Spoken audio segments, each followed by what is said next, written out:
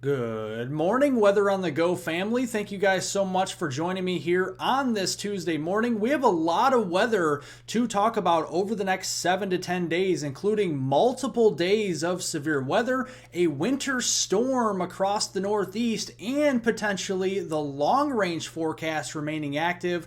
We'll dive into the details and everything that you need to know in today's weather forecast. Now, if you do like detailed weather breakdowns across North America throughout the year of 2024 upcoming, make sure to hit the subscribe button down below so we can keep you updated with accurate weather forecasts right here on this channel. Also, be sure to press the like button down below. It helps out more than you know. So let's dive into the weather forecast here and actually take you back to Monday on March 4th, because we had a very active period of weather here all the way up into southern Wisconsin, all the way down to the south across the Mississippi River Valley towards Louisiana and Arkansas, Missouri, eastern Iowa. A lot of these areas saw some hail reports yesterday that did come down with quarter-size hail, even seeing some half-dollar size hail in some areas. So very nice hail reports across these regions here from your Monday time frame. And that cold front responsible for those strong to severe hailstorms across those areas is actually pushing further to the east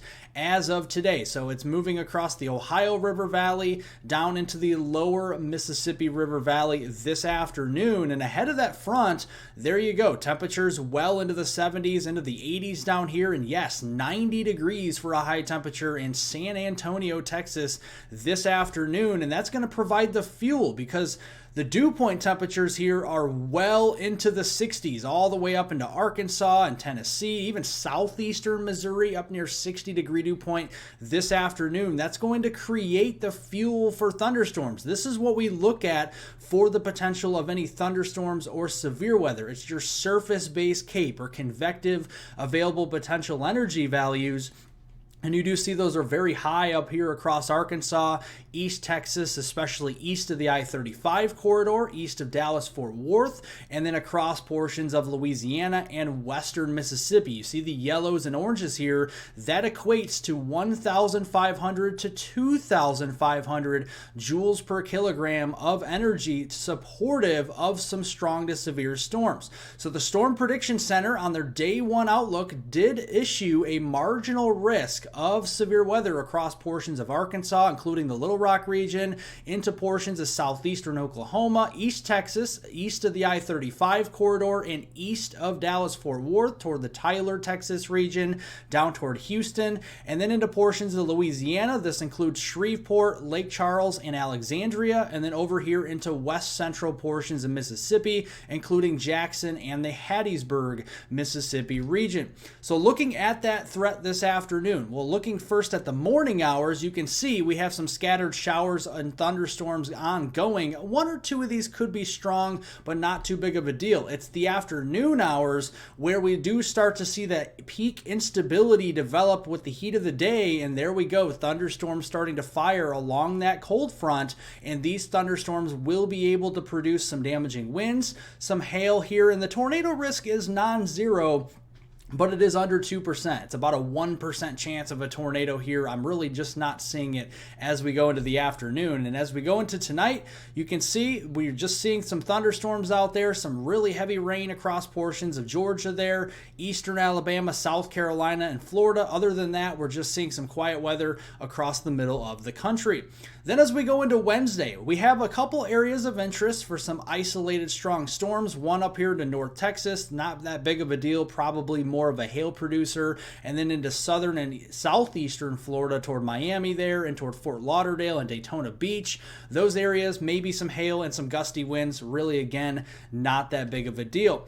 Looking at Wednesday, the bigger deal here will be some heavy rain across the mid-Atlantic and into the Northeast as this pushes up here into the I-95 corridor for Wednesday night. Some of the northern edge of this rain shield could turn over to some wet snowflakes for places like northern New Hampshire, Vermont, and also into central portions of Maine. Really not looking at much of snow accumulation from this system. And then Thursday, the NAM model starts to shift this over more from rain into snow, but I'm really not buying into a lot of accumulation with this because the ground is so warm and our warm temperatures preceding this system. So it's mainly going to be a rain system. So you can see across the east from today going through late week through your Thursday, March 7th time frame, notice the heavy rainfall amounts here across portions of the southeast and then up the east coast, especially the I-95 corridor here into portions of New Jersey, southern New York State, including Long Island there, into portions of Connecticut, into Rhode Island, into Massachusetts there, southern Vermont, New Hampshire, and southern and coastal Maine.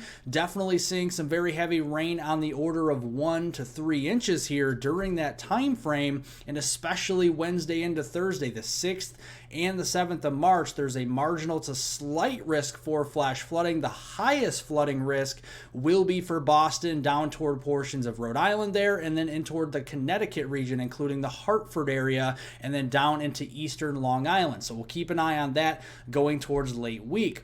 Other than that, our attention shifts to the west. As we go into Thursday, we have another trough moving in down across the Pacific Southwest. And this is going to be our next major system as it moves to the east on Thursday into Friday. And then from Friday into the weekend, Saturday into Sunday, that trough will be ejecting somewhere across the eastern U.S., and this will be a source for trouble. So as we go into Thursday, here we go with surface-based CAPE again, our convective available potential energy, up into the weak to moderate category here. We're looking at around 500 to 1,000 joules per kilogram. So not the strongest environment we do see, but enough for some severe storms supportive on Thursday. Then that shifts to the east, mainly near the Gulf Coast there on Friday, watching our friends down in New Orleans there, Jackson, Mississippi, the Mobile region there on Friday.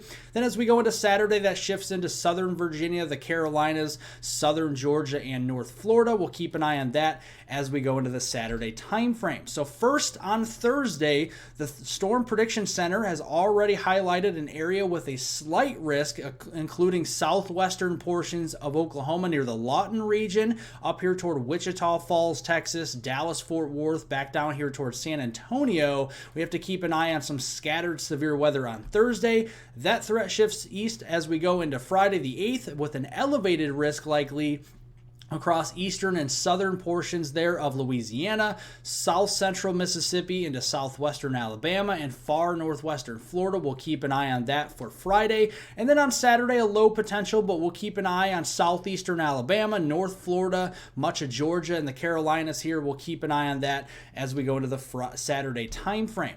So looking here at Thursday, there's that trough. It moves further to the east, the warm sector of the system across the southern plains. This could flare up some scattered severe weather, especially there into southwestern Oklahoma and north central Texas. This does include near the Dallas-Fort Worth area. Then as we go into Friday, that system is going to deepen and push further east. We have the dew points, we have the instability, and the wind shear supportive of some organized severe weather, especially for Louisiana, Mississippi, and into Alabama there as we go into Friday. That'll carry into Friday night, and then as we go into Saturday, that system will continue to move up into the Ohio River Valley with some rains up there, but then the severe weather threat will be down into Florida, Georgia, the Carolinas, and potentially as far north as southern Virginia there on Saturday. And then looking at Sunday, look at this system. It's moving up into the northeast where it's rain mostly for the I-95 corridor, Boston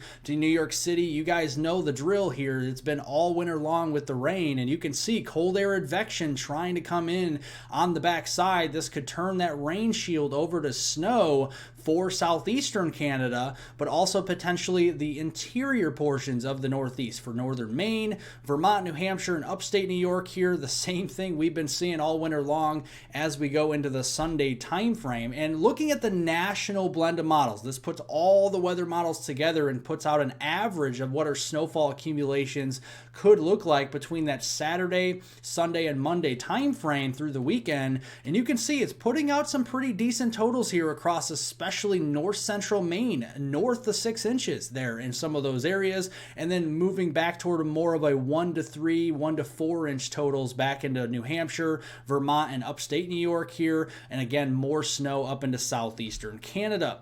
Looking at our rainfall prospects here, this is going to bring a lot of rain. Between the next two systems coming through here, this is going to put down a lot of rain across the eastern U.S. here, especially across the eastern seaboard and the southeast. There will be a swath likely from portions of central Mississippi, central Alabama, and into central Georgia that could receive 3 to 6 inches locally of rainfall through your Sunday, March 10th timeframe. But then look at the I-95 corridor. Both of these systems moving through these areas. There could be a couple areas up near Boston and into Rhode Island there and into eastern Connecticut and even eastern portions of Long Island that could see up to 5-6 inches of rain there through the Sunday time frame. And likely this will be producing some flash flooding potential for the deep south and the southeast as we get into that Friday the 8th and Saturday the 9th time frame with a marginal to a slight risk corridor of some flash flooding potential there. Then as we go into next week, the 12th through the 18th time frame, getting into mid-March, above normal temperatures be reintroduced across the upper Midwest and the northern U.S., much more like an El Nino pattern continuing there. You can see wet conditions across the middle and eastern two-thirds of the country, and another trough moving in off the west coast and diving further south across the Four Corners region as we go into next week. We got the warm and unstable air out ahead of that here, and this could lead to more severe weather potentially for the deep south near the Gulf Coast again, and more heavy rain as well. So from East Texas through Arkansas and Louisiana there, through Mississippi and Alabama, getting into Georgia, Northwest Florida, a lot of those areas that see rain this week and into the weekend will likely see even more heavy rain and severe weather potential into next week. And we need the rain in some of these areas, don't get me wrong, across the Midwest, the Ohio Valley, and parts of the Great Lakes. If we can get some healthy rains out of some of these systems, that would definitely be some good news because we are running dry here. Here is your calculated soil moisture anomaly since the March 3rd time frame here, and you can see the driest areas here across the Hawkeye state of Iowa into portions there of Missouri and the land of Lincoln there. So definitely seeing some dry conditions up in the Midwest. So hopefully we can get some beneficial rains as we get towards mid-March timeframe. Well, thank you all for watching Weather on the Go family. I appreciate all your support on this channel, each and every one of you, every single day. Make sure to hit the subscribe button down below if you are new to the channel and you do like these detailed weather breakdowns throughout the year of 2024. We will keep you covered here with accurate weather forecasts moving forward. Make sure to press the like button down below. It helps to get all of this weather information passed along to more and more people, and I hope everyone has a wonderful rest of their Tuesday out there.